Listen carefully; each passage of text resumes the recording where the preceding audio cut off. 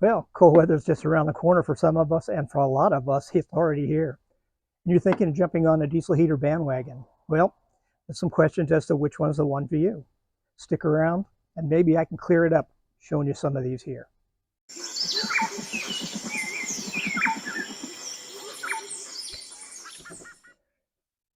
Okay, now before we get started, I need to be totally upfront with you on it. 5 of these 6 heaters you see here were provided by the various companies. I'm in no obligation to give them any sort of review. They don't even know I'm doing this video. My obligation to them was a written review, and I have done those written reviews for them. What you hear now is going to be my opinion, and it is an opinion because there are going to be things that I think about these things that some people don't agree with, and that's okay, because what works for me may not work for you. So I want to take the information I give you, and if you have questions about it, ask me about it down below. I'm sure that some of the people, the viewers, will respond to those, or go and look up some of the various forums. Facebook has a lot of places that you can go for the diesel heaters, and a lot of good help in those places. There's still some people who are jockeying back and forth about agreement and disagreement about certain things, and that's fine. So let's get into what we've got here. Okay, guys, what I'm going to do here is we're going to start with the very original ones, the very first type that we had out here from China. Now, before we go into that, take a little bit of history on these things. Diesel heaters have been around a long time. Over in Europe and in Russia, there are some companies that have been making them for a number of years. As a matter of fact, I'm a retired automotive technician, and I have some videos, training videos from Volkswagen that go back into the 60s and shows them using something like this, basically the same technology but a different size, and it operated on gasoline in some of their air-cooled cars. So they've been around a long time. Now, rumor has it that what happened is these people lost their protection in the patent situation, where the patent had run out, and as soon as it did, the Chinese jumped on the bandwagon and started making these things for people like crazy. They flooded the market with them. A lot of people are going to say, why didn't you just buy the original ones? Why were they not so popular? Well, they were popular with the truckers, but they weren't popular with guys like you and me because, quite frankly, $800 to $1,200 for one of these items like this, what you're seeing on this table here, plus you're going to pay for the installation of it or install it yourself. It just didn't make any sense. You know, I used the Buddy heater for years before that. But when these started coming out and started hitting the market at a price we can afford, a lot of us have gone after them. This here is basically a copy of the original one. And what you're seeing here is all the items you're going to get with one of these things. You get the fuel tank. You're going to get various vents, intake vent, the vent for the outlet here. Here's your exhaust. Here's your silencer or muffler, fuel lines. And this is not the ultimate fuel lines, but this is what came with this particular one. Wiring harness, a remote control. We got the main controller, a bag full of parts. You got to put them all together. Cleared the table to make it a little bit easier to see what we've got here. This is the heart of the unit. This is what you're going to see in all of the diesel heaters that are out there. Anything related to these type of heaters, this is what you're going to be seeing. They'll be standalone like so, where you'll mount them in your vehicle, or they'll be inside various cases. But this is the heart of the system. This particular one is a 5 kilowatt unit. They do have an 8 kilowatt unit, and they do have a 2 kilowatt unit. And before you guys go in there and start smacking those keys on your computer saying that there ain't no 8 kilowatt unit, there is one. I was the same thing. They have a lot of these 5 watters that have been labeled as 8 kilowatts, and that's not true as far as I can see. However, a guy named David McLucky, he did a review on an 8 kilowatt one, and he put it upside to the 5 and the 2 kilowatts. And there was a 2 kilowatt one too, folks, for you guys with the smaller vehicles. He put them together and measured them. And he had the measurement of this one, and the 5 kilowatt was this size, but the 8 kilowatt was about 1.5 inches to 2 inches longer. The 2 kilowatt was 1.5 inches to 2 inches shorter. So physically, there was something a difference in what he was showing us. I still wasn't sure whether it was going to be an 8 kilowatt unit. He did performance test on it, and lo and behold, the 8 kilowatt put out better performance than the 5. So Anyhow, this is what you're going to get, what you're going to see, whether you have the 2, 5, or the 8. Okay. Down here is the base of the unit. This was actually mounted in the vehicle or location where it is in this position.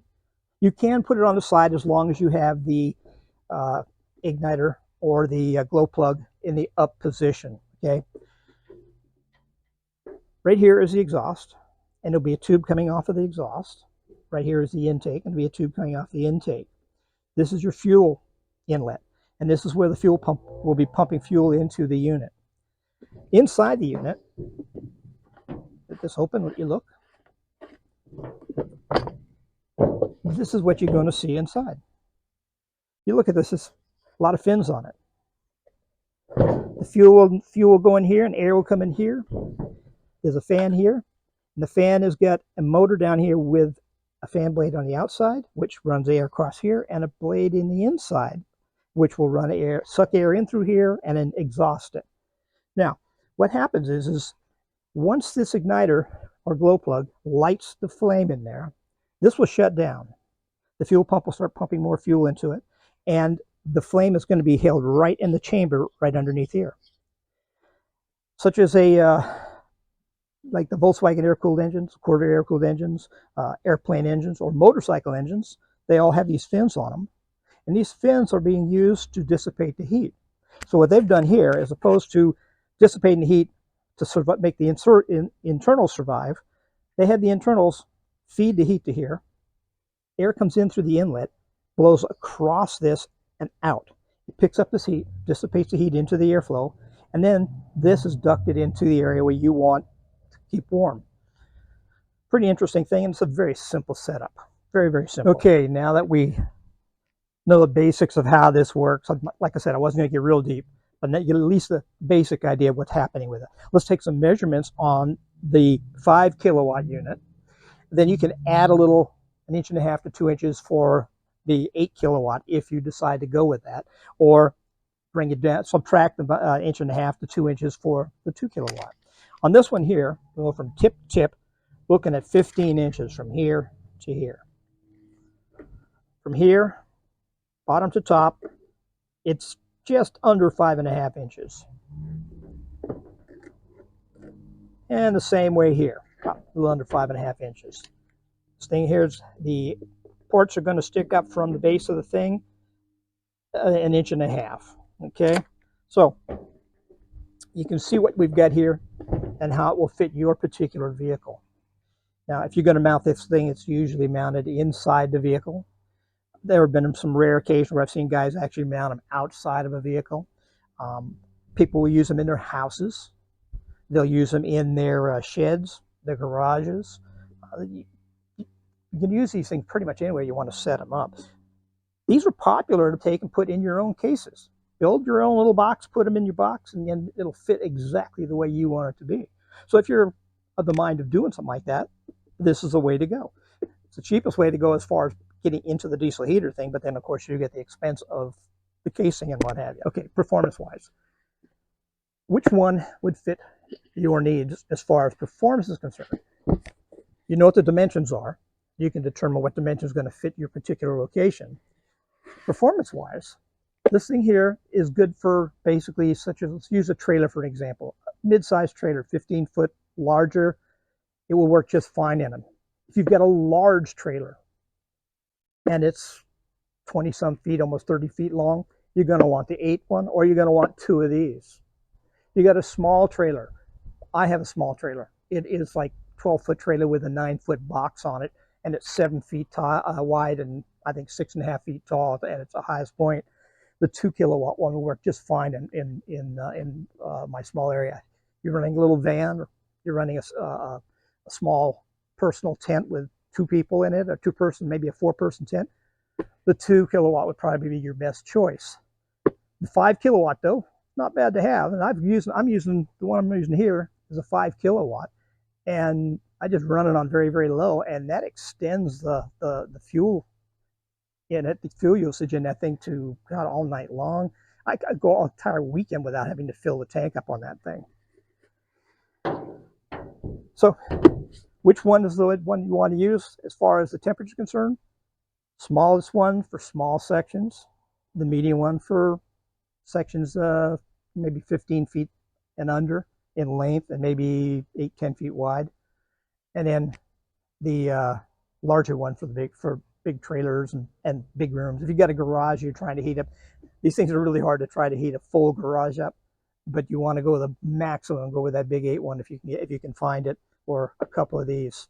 Okay, moving right along. This was the first design that the Chinese came up with when they started to see people were taking the original unit I just showed you and turning that into their own basic all-in-one unit. What they did is they came up, they saw that, and they decided they wanted to make something to hit the market with it. You know, there's an opportunity, they're not going to pass it by. Now, this has everything in it that you just saw for that original one. I'm going to take this apart. This one here has the ability to just unsnap these snaps. There are 4 of them.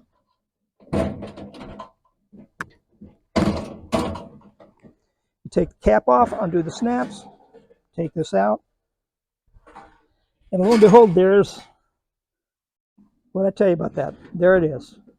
Same unit, it's in here. Different shaped fuel tank, but there's a fuel tank. There's a fuel pump here. Underneath you've got your ports in here for your exhaust and intake. There's your fuel line. Now this one here has the good fuel line, which is the white fuel line. I do notice that this one here is lacking a fuel filter. A lot of them come without the fuel filters. You're going to want to put a fuel filter in it. Turn this around, show you the other side.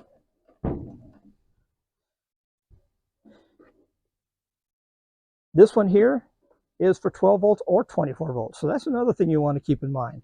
The big rigs, a lot of them were using 24 volt systems. If you're using 24 volt systems or you use a military vehicle, they're 24 volts. Generally, the military has a 212 volts. They're running in series to get to 24 volts, and you can actually tap into the 12 volt portion of it if you wanted. I don't recommend using the onboard running vehicle batteries, but you can if you wanted to. But that's the case of this one, and this thing is a little bit loose. A lot of guys are strapping this thing down with tie wraps, although this is fairly sharp underneath there. It is a bit wonky, very wonky when you look at it. Okay, I put this thing back together now. Here's your controller right here, and it actually just pops right off. It's wired in. But what you can do, what you have to understand about these is this controller operates in 2 fashions. One fashion is that it is the manual mode, where you have, in this particular one, 6 levels that you can choose. Those levels are 1 through 6, 1 being the lowest level or lowest temperature level, and that's basically done by slowing the amount of airflow that comes through it. And as you increase the number, the airflow gets higher, higher, and higher. Okay, that gives you more heat into the vehicle. Okay, you also have a remote control which comes with them. They come with everyone. Everyone I've got had a remote control. I haven't seen one that didn't. The remote control is good for, I think it's like the length of a football field in most cases. I have had mine 300-400 feet away and actually turned mine on with a remote control from that distance. Okay. The temperature sensor for the inside is inside this head. There's a little hole in the backside down here that senses the temperature inside. So if you're going to use the automatic, which is the other temp mode that they have, you're going to want to have this thing in the area that you're going to be heating. Because if you leave this thing outside and put it in automatic, it's going to be blowing maximum temperature, maximum speed constantly. It's going to roast you inside there because it keeps thinking the temperature's not hot enough. So the wires don't extend very far in this. So you're going to have to extend the wires. A little later I'll show you what my solution is for extending the wires. Okay, let's get some measurements on this. This thing is about 15 inches long. From the bottom to here, we're looking at the top of the handle, 16 inches. And we're looking at 6 inches wide. Now, you can see that it has the clasp on this particular one. There are a lot of them out there that do not have the clasp. They're all held in with screws, so they're not so easily taken apart. It's nice to be able to take them apart, and I will tell you about that a little bit later too, why it would be nice to be able to get into these things if you needed to. But this thing here is just a basic model of what you're going to see most of these stand-up ones. Some of them will be dolled up with nice handles and pretty this and that and pretty colors and what have you, but basically it's going to be about this size. So if you're looking for size again, this is what you're going to be looking for. Performance-wise, you want to look at the same thing I was talking earlier about performance with the 2, the 5, the 8. But be careful about the 8 because this thing here is not big enough to fit that full-size 8 in there. So if you get one of these about this size that says 8 on it, it isn't an 8, it's a 5. Okay, this one here is a 5. But you're going to find that there's a lot of them out there that look like this, a little difference as far as appearances with their dolled up stuff. One of the problems, though, that we have with this is how close this is to the bottom. Now, it can be a problem. It can also be a blessing. A lot of people are taking and putting 2x4 underneath here to lift it, because trying to put the exhaust pipe in here, and I got one here, let me show you. You can see the bend on this thing. When you're trying to put that up underneath there, it's not going to be standing like so, and this will be right on the ground. So people putting 2x4s under there, or I will show you my answer to that on the next unit that we do. So if you're going to mount this outside and it's going to be on the ground area, you're going to need to elevate it. These things fit real good on those trucks, tire steps, the things that they bolt onto the tire, and they don't bolt on it, they slip over the tire and then they come down like so.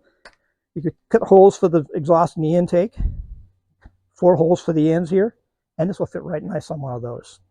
The next one I show you is not going to fit on those because the next one is a bit wider, but this will fit real good on those. I've seen a lot of guys take these things and they use them, they'll plumb the stuff into the tent, or they'll plumb the stuff into their vehicle, okay? And that's a real good way to do things. On the next one I'm going to show you, I'll show you mine, my trailer with that thing in action with the plumbing going into the trailer. But this is nice, but it is a little concerning. Your fuel right back here, it's off the back side of this thing. So you want to keep that in mind because you're going to have to refill this thing, and you don't want to be spilling fuel in this thing. You want to be filling this thing and you want access to it. So keep that in your mind when you're trying to put this together and see if it's going to fit right. Tried turning this around to see what it would do, and yeah, it's not going to work right. I was thinking I could turn this thing here, move the fuel thing up to the front, fuel for the front here, but no, it's not. I wasn't happy with it. You might be, but I wasn't happy with it. So let's move on to the next one. Okay, this is the next one that they came out with. This one here is that screws on the whole thing. The case is held on, and you can take it off by removing all these screws, but not one of the things you want to be doing very often. It's not like the other one where you can just pop it off real quick and have a look inside. Trust me, inside this is the same stuff that was the one I just showed you. The unit is right here. The fuel tank is here. On the side, they've left an opening so you can actually monitor the fuel level and see what you're doing, where it's going. I've used this one here for the last 3 years with absolutely zero troubles. Zero troubles. It has been a great little unit. It has kept my trailer very, very warm. It has kept the truck bed tent warm. I mount this thing underneath my trailer. I set it down on the ground under the trailer, and then I plumb the exhaust out from the unit. What I've done is I'm going to show you a little later a better way to do this, but this is what I had done for some time. This is a 3-wire extension cord. And what I did with the extension cord is cut the ends off and then put these terminals on it. Put the same terminals up here so that I can leave it on here if I'm going to have the unit in an area where the temperature, the heat's going to be right here, or if I'm going to use the manual of the thing. But I got to go to automatic. I want that thing inside. And I will show you some pictures of this thing in action. And one of those pictures is going to be a picture of the thing inside the trailer. Okay. This thing here works just like the one I just showed you. And it works just like the original one. It's an all-in-one unit. On this particular one, I did have to add these on the back. Some come with these on it. This one did not. It just had wires dangling out here. And I wasn't real happy with that. So I put these on here, and then I've got my own wire set up for it. Measurement on this thing, from the very front, the farthest out thing, which is the nozzle there for the outlet, and the back of this hose here is 17 inches. It is 10 inches tall wide. And I'm going to measure it right from the bottom of this thing here, not where I have it. And it's 10.5 inches tall. Now, I was telling you earlier about what I had done. If you look here, bought these 4 feet, put the 4 feet on there, and that lifted it up just enough to get that exhaust underneath it and out the side without interfering with the ground. So basically a safety factor. But it worked real good for me. I like this better. You could put taller ones on if you needed to get taller. If you're going to mount this or the last one I just showed you inside your vehicle, go without these. Get it as close to the ground as you can. You got to drill some holes to run the exhaust, the intake, and the fuel pipe through. And in order to do that, you want to get this thing as close to the ground as you can, because you don't want any of the exhaust inside. Now, what I have done, I don't have these mounted anywhere permanent, so they're all basically temporary and portable. But I did some research, and this is a silicone tube, and I did a video on this, but this is a silicone tube that is used for exhaust on motorcycles. You can see I've run this for over a year, and it looks like brand new. I mean, it looks great. What you can do is you run your exhaust, which will come straight down, and you put this up there and leave just a little bit of a, you don't want to push this all the way up on the thing protruding. Leave a little bit out, and then you put a flat clamp on here, not a regular worm clamp with the gear things on it. Get a flat clamp that will clamp it tight, and that will hold this thing in place, and that will help you from having any leaks inside. Or you put it in permanently. They do make there are various companies in the automotive industry that make exhaust seals that you can put in there. Permatex is one that comes to mind. It's one that I've used over the years as a professional mechanic, and the stuff gets on there and it's fairly well, works fairly well on it. Over time, it does get a little crispy and stuff, and it will start to break off. So you're going to have to service it once in a while. When you do, you just put on new sealant on it. Okay, but this has been a very good unit. I've liked it. It has the unit here, and this thing, you can see, this one comes off, and I've got it just run around here for now. And it also included the remote control. This is the one that I had. I used this remote control 300-400 feet away, and this thing, I was able to fire it up. We were camping. It was very cold. We were all having a bonfire going, and I thought, well, let's see if mine will work, and I kicked it. And when I went in, the thing was keeping the trailer very warm. All right, let's move on to the next one.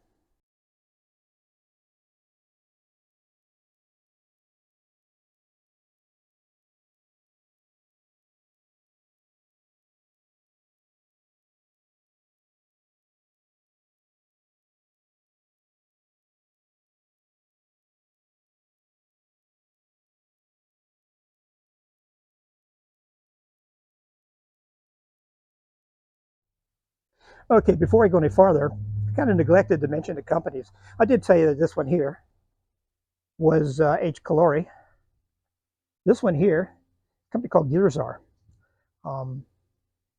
I've never heard of Gearzar, but I imagine that they're a company that's out there that we're going to see more of, because they presented themselves quite professionally. Okay, this one here, I actually picked it up off of eBay, and it was a generic. There's no company name or anything on it whatsoever. It's just some guy selling he had a bunch of them for sale, and I was able to pick this one up here. The nice thing about eBay is the price on eBay is not always the price you have to pay. You can negotiate with them, make offers, and I did make an offer on this one, and I got him down from about $135 down to $115 for that, which is a heck of a price for it. The rest of them I didn't negotiate, because you can't negotiate on Amazon. All these came off of Amazon. You can't negotiate there. But you know, the price is going to go up and down all the time.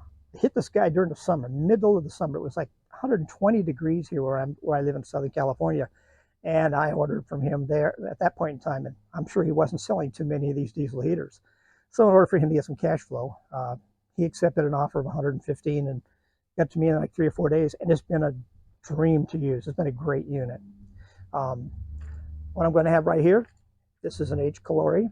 This is their first of the toolbox ones. You can see it's a little dusty and dirty because it's been used. But this is the first of the toolbox models. We've got another one right here, and that one is the newest of this particular toolbox model. And then down below, this is what they call the Toolbox Pro. That's the very latest. So let's get to looking at this one here. This is kind of an interesting unit. A lot of guys were taking the original basic unit and making their own cases using Pelican cases and Apache cases from Harbor Freight. The Harbor Freight case was reasonably priced. The Apache one is a good case. The Pelican one was a bit more pricey. Okay, so these guys saw what was going on and decided that to get in on it and start making their own. Now, H. Calori is, to me, is one of the better companies as far as engineering and coming up with new ideas. I mean, nobody else I know is doing this as a basic standalone unit as they come out of the factory. There are guys out there who are taking the basic units and making them, and have been, and they've been getting, you know, $300, $400, $600 for some of those things. This one here was initially, when it came out, was priced around $300. Okay, these things are now available for about $225, $235 or so. So prices have come way down on these things after the initial build on them and just release on them.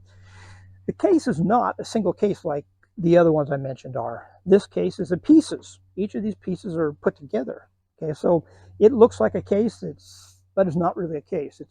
It is, but it isn't. Okay, in this case, this one here, I've run. You get it. You have to put this on. You have to mount it, and you have some screw holes here, and you can put different size tanks on this thing. So this is a tank that came with it, and it's been adequate for my needs. But if you needed a bigger tank, you could. There are holes already pre-cut with threaded inserts to put a larger tank on it if you wanted. Okay, this has been fine with me. It called for putting the hole. You have to put your own hole down here and put your outlet tube for the fuel, and I put it down here because this is where it called for. Okay, I did add this here to keep this thing off the ground, and you also see that this one here has the rubberish type hoses, which not really the best choice, but it works with it. And because I am using this as a sample of testing and stuff, I did want to keep it original. Couple clasps here, and it opens up, and you can see inside plenty of ventilation. There's ventilation here, ventilation here. The same on the other side underneath the fuel tank. Underneath, total ventilation everywhere. But I'm telling you, these things don't get very hot. They just don't get very hot at all. You can store a lot of your stuff in this one. This is the original exhaust for it. Okay, and I don't use this. This in here just for this presentation. This is your air ducting. I do use it, but I duct it with a 4-inch tube over. This is a 3-inch tube. I'll put a 4-inch tube over it. That's for a dryer vent tube that is meant to go to the temperatures this thing does. We're talking a couple hundred degrees on these things coming out of them. Inside is this is the controller for this particular one, and I have it out of here. And I will show you my extensions and all. This is the cord which goes on the front here. This is your power cord. And originally, you can see how that is. This was originally put in this position, which means that this was rubbing on the ground. I removed that and turned it upside down. I did a video on this, and you can find that in my video listings. But now it sits in like so it's up and out of the way, which is really a really good idea. This is the same thing that you're going to find on 12-volt refrigerators. And the reason I'm showing you that, I will show you on one of the other units here where they made the major boo-boo. Now, this was supposed to have the air come out here, and there's a bracket which sits up here. I've just put the air down inside here. Plenty of air down there. Works just fine. You can see the exhaust here is all coated. There's your vent outlet. And there's the muffler for it. It all fits in there real nice like. Okay. The fuel pump was right here, and when I got this thing, this fuel pump was not tipped right. They're supposed to be at 30-degree angle and up. Okay, and that way you don't have any cavitation of bubbles and stuff in there, and it also lubricates the steel piston inside properly. So I had to bend this one up. The other one I got, it was fine. I did change the fuel filter to a quality fuel filter.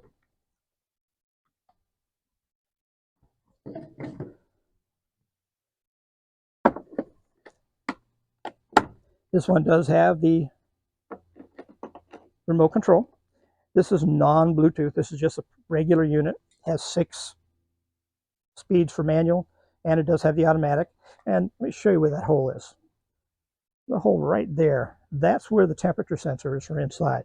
All of the heads have a hole like that and a temperature sensor inside here. There's also a temperature sensor on the unit itself, so if it overheats, that temperature sensor will shut the system down and protect it.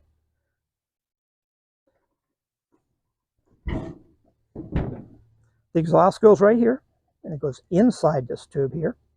And this is your outlet that you would put this tube on.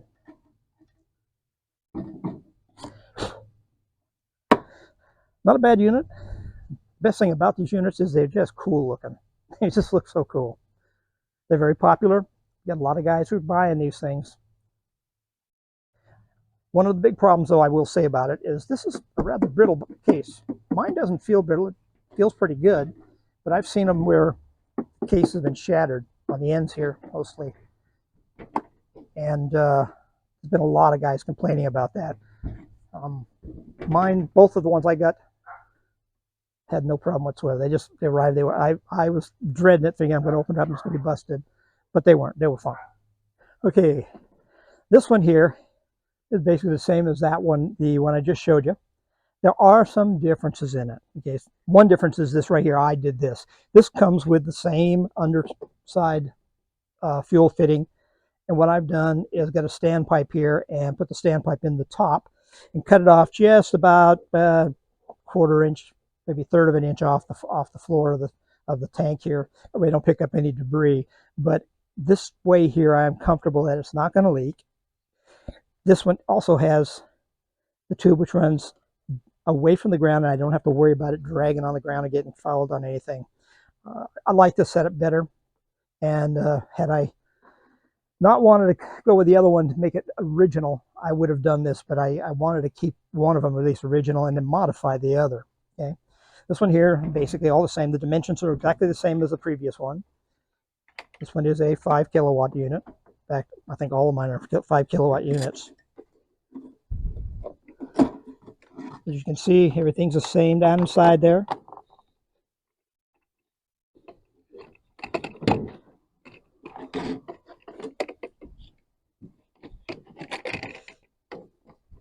But I have taken and changed from the green to the proper one. This one came with the green. I changed all the fuel lines in it, and this is the way it should be. The fuel pump here was tipped right where it belongs. Okay. Now, on the last one I had told you that I had extended the one I purchased. I extended the thing on that, the lines for this, so I could put these inside. And on that last one, this is the fitting that it plugs with. This is an extension I bought off of Amazon, which is a direct plug and play. I'm going to leave a list for this one, a link down below for this. I'm not going to be linked to all these units because, quite frankly, these are just to show you what they are, how they fit, what sizes are, and what have you. Look for the best deal. I'm not pushing these guys. I'm not pushing anybody. I just want you to get the best deal. But I wanted you to see how these all fit. Anyhow, this thing plugs in here.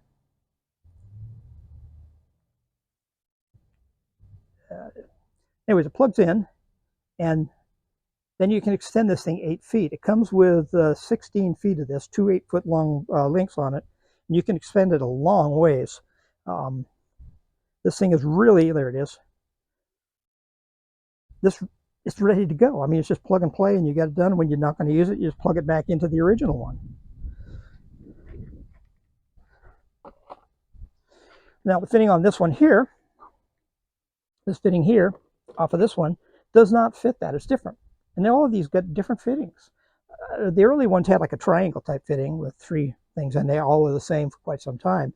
But then they started getting fancy and putting different fittings on them. So you can identify the fitting. You might be able to get one that's plug and play, but if not, I'm going to show you at the end of the video what I'm going to be doing to this and some of the others. But you can see that this is the same as what we've got with the other one.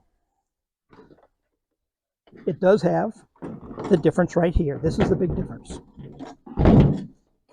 That is in the controller. This controller has 10 speeds where you can go from 1 through 10. And it has an automatic. You can set the automatic, and it will automatically keep the temperature or try to keep the temperature on. This one does not shut off yet. All these I've showed you, they don't shut off at all. They just go down to speed number 1 when the temperatures are reached, and it just stays there. It can still get you a little hot. The best way I found to control that is to vent it. Basically open a window, crack a roof vent, whatever, to let some of the air out, some of the hot air out, and induce some cool air to mix with it, and that keeps me quite comfortable. We really never had a problem with it. But this unit here does have Bluetooth. Bluetooth is marginal. It works okay, but it's very, very close okay. 10, 12 feet. Any farther than that, and I've had real problems getting it to operate. I mean, I'm sitting here with this thing on my back porch here. My couch is about 14, 15 feet away, and I'm sitting on the couch. I might be able to get to work. I may not be able to get it to work. Just one of those things that you've got to be real close with the Bluetooth. So it doesn't have a lot of distance on the Bluetooth.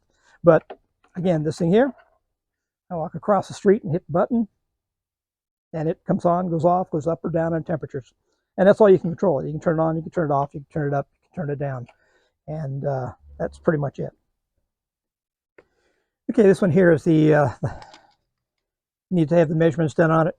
Measurements on this one are the same as the one I just did prior to it. So I just thought I would just do the measurements once. We're looking at about 11¼ inches from the side of this to the side of the tank itself. The unit itself is 8 inches wide. Stands, put this down. You're looking at about 14 inches, just shy of 14 inches high. Front to back, farthest part out. You're looking at 20½ inches from here to the outlet back there.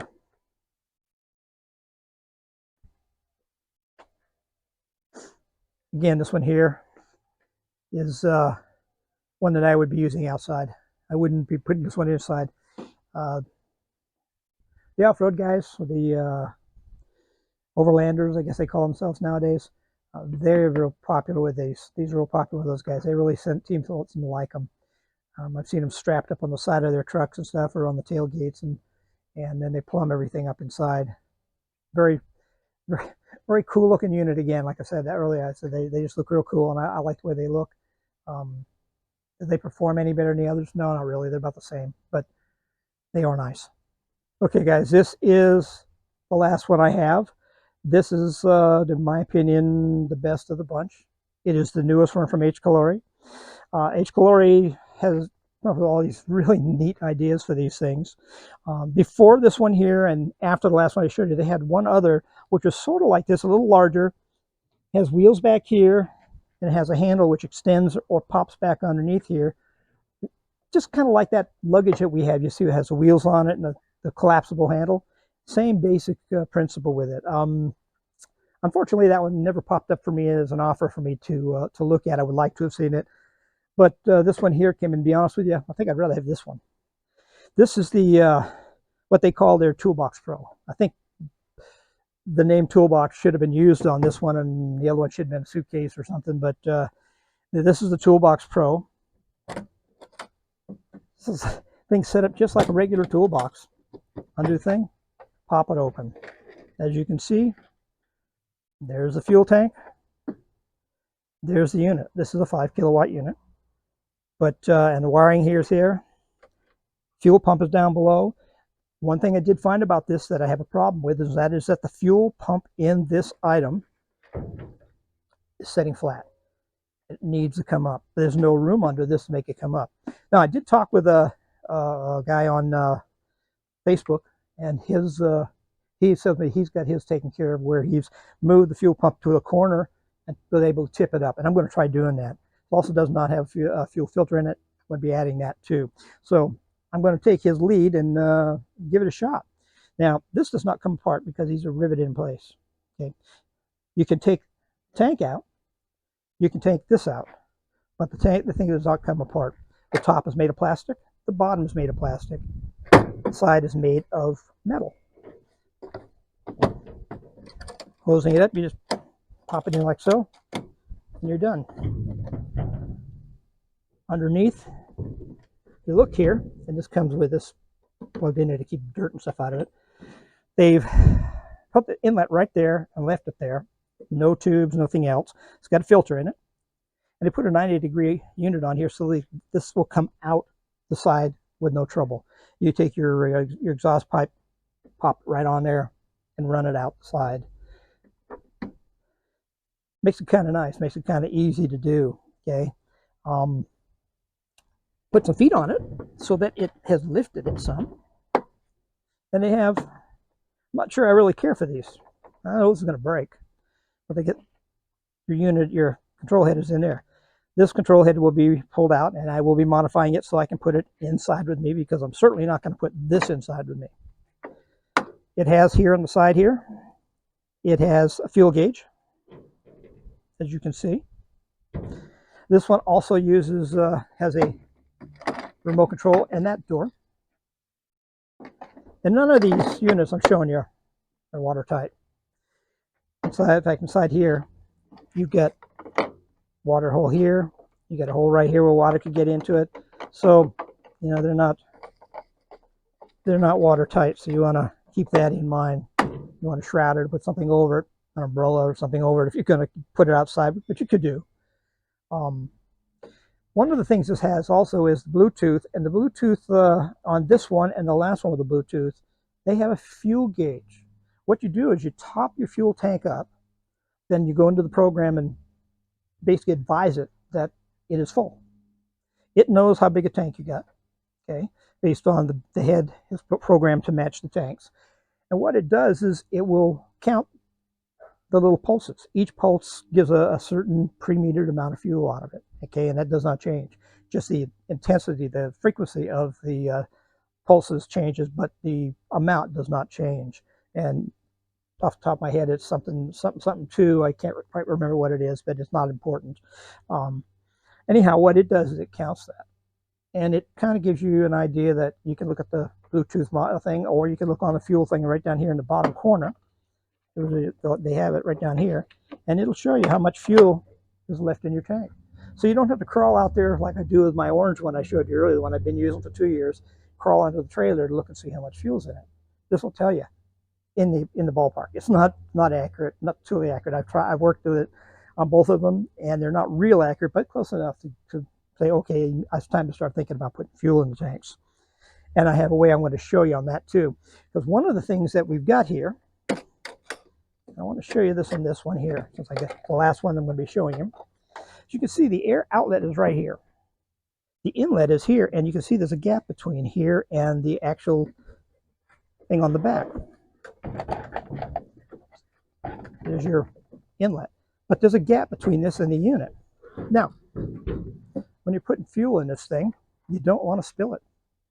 Because if you spill the fuel, it's going to go down in there. Then the raw fumes of the fuel is going to get sucked in right here. So if you do spill anything, wipe it up. I usually put a rag around here so if it does spill, I can catch it. But I use an electric pump, which was very inexpensive, a $20 pump, to fill this thing up. I'll just pull this thing off, so put the nozzle down inside, and then I activate the pump. When it's done, I make sure I get every dripping off of it. I'll grab the rag, and I put the rag in then, and I'll keep it from getting in there. Another thing is these fuel pumps are noisy. They tick, tick, tick, tick, tick, and you can hear it inside, because this thing is located right there with an opening, and the fuel pump's right below the intakes on all of them. The unit will basically work like an echo chamber and run the stuff up inside it. We all taken the tube and talked into a tube and run you can hear it come out the other end. Well, this amplifies it and runs it through. The two ones I showed you before, the suitcase type ones, they are sealed right to the end, and I've noticed that the fuel pump is not near as noisy with those units as it is with the rest of these. The rest of these all have noisy pumps. So you want to keep that kind of thing in mind too. If the noise of the pump drives you nuts, you might want to modify this or something to bring this thing out of the way so you can keep it from bothering you. So that's the way we've got with all 6 of these. Now let me clear the tables and stuff and bring some of these other things up, and I want to show you a few things, and then we'll finish this. Oh, I did want to point out one other thing. I just almost forgot. Right here.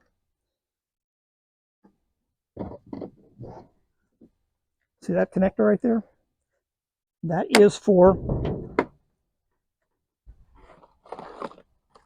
this thing. This particular one, and the one with the wheels on it,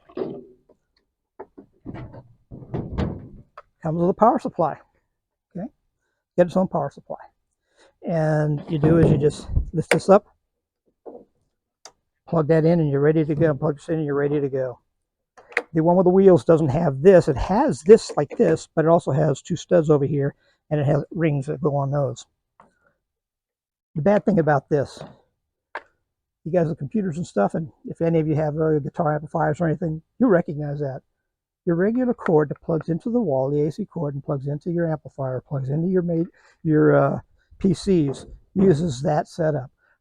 I saw one guy do a video on this, and he indicated that this thing here was where you could plug your AC cord into it. No, it's not. You don't do that. You'll fry it all. This was a poor move. What they should have done,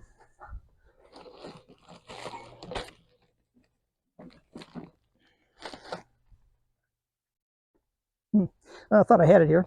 What they should have done is, I showed you the plug on the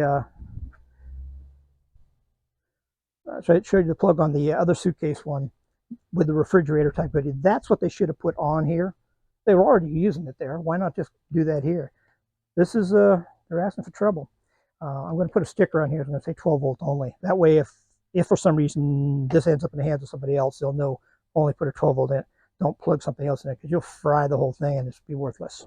A couple of other unique things about this thing is, this is the first unit that I have come across where the heater will actually shut off when it reaches your temperature.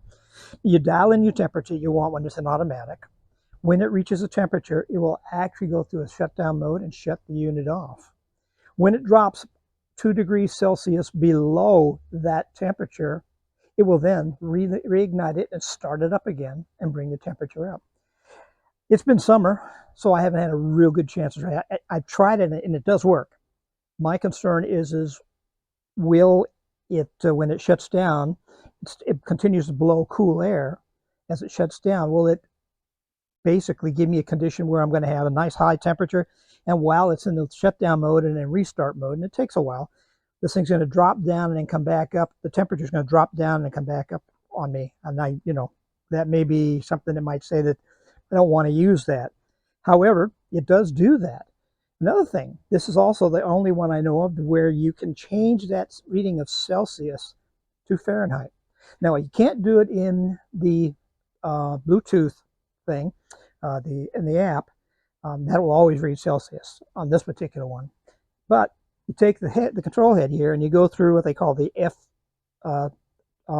sequences, and I think it was F8 or F9 or something like that. And but you go into there and you can change it on the control head. So the control head is going to read in Fahrenheit. You can do that. Now let's get some measurements on this thing. Floor to the highest part on it, we're looking at 10.5 inches. We're looking at 11 inches wide. The length we're looking at 16.5 inches, thereabouts. The gap underneath here is at 1.5 inches. So that's the measurements on this thing. And this is not one I don't think I would want to really be putting inside, mainly because of the intake. If this thing flames out on you, the intake will tend to smoke. And if you get this inside your vehicle, that could be detrimental to its operation. So again, I would just, this one here be one I put outside, and I would be plumbing the air into the unit for me. And that's how I use mine anyways. Oh, there they are. That's the family. And I didn't want to get in too deep in it. As I told you, I wasn't going to get into all the specifications and all the garbage on these things. There are a lot of videos that cover that stuff out there. I wanted you to be able to see what you're looking at. Will they fit your vehicle? And performance-wise, which one is the one you might want to choose? Now, there's some other things that I would recommend you do. First off, a toolkit. I have a little toolkit here. It's got gaskets in it. It's got hoses in it. It's got the tools to put parts in and what have you. I've got some extra wiring in here.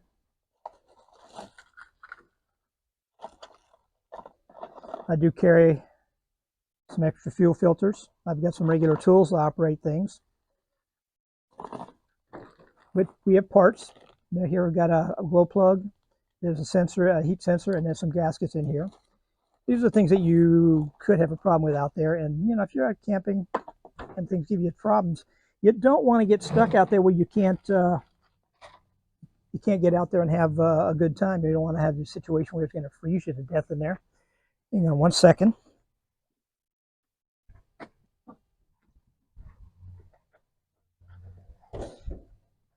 Now, I don't have a fuel pump in here, and there will be. I'll be taking the fuel pump out of that first one I showed you and put it in here. These are the hoses. This hose here, I've had no problems with it. They work just fine.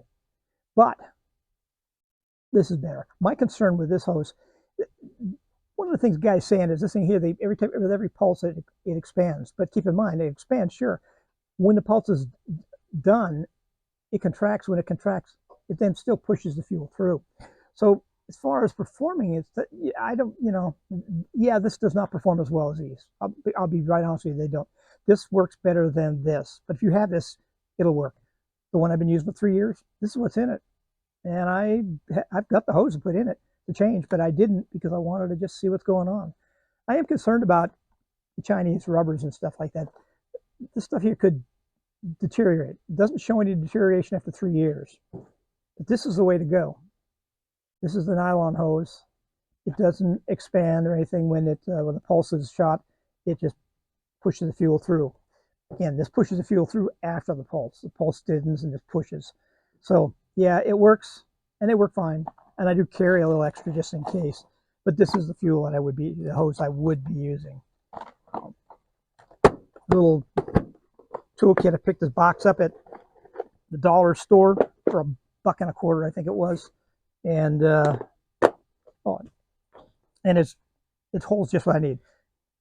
Get to this stuff here. I want to pass this on too. This thing here is a silicone type hose, very flexible, and it can handle all sorts of weather, cold, hot, whatever. Excuse me. I'm using 10 gauge here. I like the 10 gauge because the thing does carry, when this thing first fires up, it's going to take a lot of energy to operate it. When it does take that energy, it's like 12 amps. 12 amps for about 4 to 5 minutes. I know with this 10 gauge stuff, I'm never going to have any problems with it breaking down. Okay.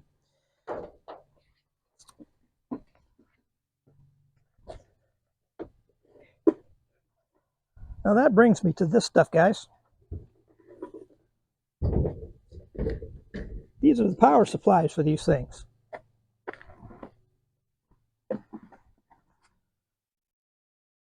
Now there are a lot of options. One option is to hook it right directly into your battery on your vehicle. Okay, that's fine, but you want to take a chance of running your battery down if your battery is in the vehicle is not in top-notch condition. I prefer not to use that. This here is what a lot of people would say would be the best option. I've got 10 of these items. This one here is the only one that will actually operate them. You see, this outlet here where you would plug it in there is a 10 amp one. It's limited to 10 amps. This will not hold it. These will not hold it. This one does, but all the others will not. And I'm not sure this will always work. The bad part about it is starting it up is one thing, but when it shuts down, this is when it's important. It will go through a shutdown cycle, and you must let it run through that cycle, because if you don't, you're going to overheat the motherboard in there, and it's going to fry it. Then you're going to need to buy a new board and a new controller, because basically you want to get a match set. So I don't use this, even though it will work on it. I don't use it with it. What I've actually been using up till now was basically an old jump starter. I took the battery out and put a new battery in it. I got a 20, I think it's a 28 amp hour battery in here. And on this has got a cigar lighter thing too, but it's also 10 amps. So it's not going to work there. But what I did do was go in and wire this in with a fuse in it and run it directly to the new battery. So all I do is unplug this here, take my cord, and just plug the cord's right here. I take the end of the cord, plug it into here, and it runs the unit just fine. And I've used this thing here on the 3-day weekend trips, and it's lasted the whole time without needing to be recharged. Although it can be recharged. Now I have solar, which I can actually run into it and charge it. But lately, I made a change to. This is another item I was given by one of the companies. This came from Lead Time. This box, and I've actually modified the box here in the end. And I have my SAE plug. I use SAE plugs. That's what all these plugs I'm showing you. I use the SAE plugs because, being an auto mechanic, I'm familiar with them. They are watertight. They are sturdy as can be. They're not delicate. They can take a beating. So this here has two 20 amp hour batteries in it. They're lithium LiFePO 4 batteries. I got 2 of them in here. They're running in parallel. That gives me 40 watt hours of power, or amp hours of power out of this thing. They are 296 watt hours, I think it is, and you want to double that with the 2 of them. This one here with a 29 or 28 amp hour battery in it, you can only use, it's a wet cell battery. You can only use half of that power before you start doing damage to it. These things here, you can use up to 80% of the power out of this thing. So this just one of these batteries alone is better than that one there, even though it's rated at like 8 or 9 amp hours less, because I can use 80% of it. With the 40 in here, I'm probably going to I could probably go a good week with this without having to charge it. Although I do have this set up for solar charge. I've added the solar to it. It did come with just the 2 connectors up here, and these 2 here, and this one here. I've added that one. But this unit here, these power units are the heart of these things. It's what keeps these things going. Without the proper power, you're going to have some issues. So if you're using some of the battery bank type things, I do know that the earlier Jackeries, people I know who've been using, I've not had a bit of problem with them. I've used this one here just to try it out when I took the solar with me, just in case, and it's worked. It hasn't given me any trouble, but I'm not going to trust it. I rated at 10 amps. I'm pulling 12 amps out of it twice during the cycle, and if I start using this new one with the on-off ability, that's going to give me some real problems, because that's going to really load these things up, and I don't think this thing can take it. I think that's why I'm going with these double lithiums on it, because I know they can handle it. They'll be able to take the on and off, on and off, on and off, constant cycling, 10 amps, and then when it's running at low, it's like 0.6 amps. So it runs real low, and as you increase the speed on it, the amperage runs up, but it doesn't get near the 12 amp range. So any of these would operate it while it's running, but it's that starting and stopping that would get you.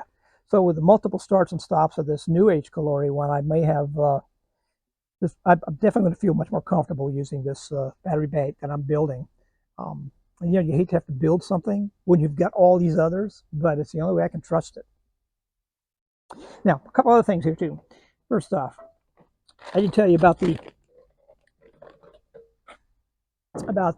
fitting here, about this extension thing.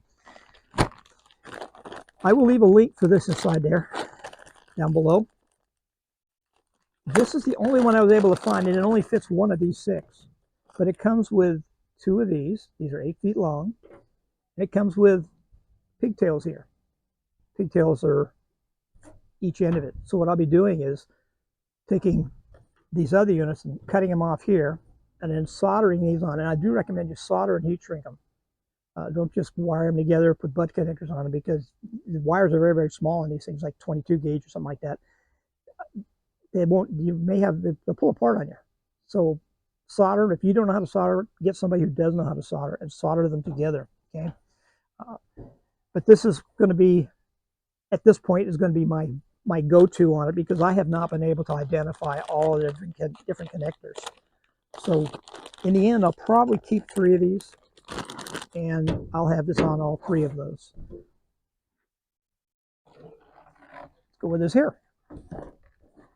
Another little thing. This is the tube that runs on the outlet. This is my extension tube, okay? It has the aluminum foil inside it. This is for a dryer vent tube. And you make sure that you read the rates on it, because this will go up easily to the temperatures. This will go up like 600 and some degrees.